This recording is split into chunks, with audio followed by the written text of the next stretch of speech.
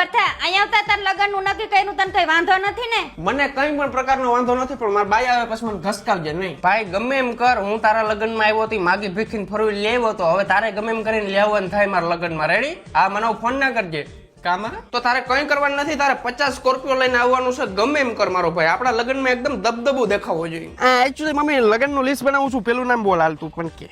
મોટી જેઠી દાદી નું લગ એ જેઠી દાદી નું નૃત્ય હું આખું ઘર આવે છે ને ગુલાબજાંબુ હરખાથી દાબી જાય છે ને વધાવો નથી કરતા. હવે રેમલા બાબા નામ લખ. એ રૈમલા બાબા ને સાલી ભેગું છે, એ ટાણે આવે નહીં, ખાવા ટાણે આવે, એને નથી કેવા.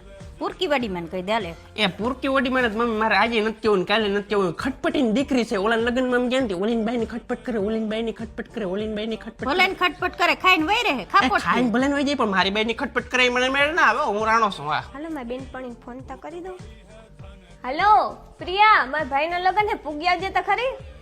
એ બેન તમે કંકુ પગલામાં આવજો, લગ્નમાં ના આવજો. મારા ભાઈબંધુ છે ને બહુ હરામી છે બધા. મારા ભાઈબંધુની મને તો ખબર હોય ને, આ ક્યાંય કાઢા જેવા નથી મારા ભાઈબંધુ. રહેવા દે તું, તારી બેનપણીઓની સેફટી મારી જિમ્મેદારી છે.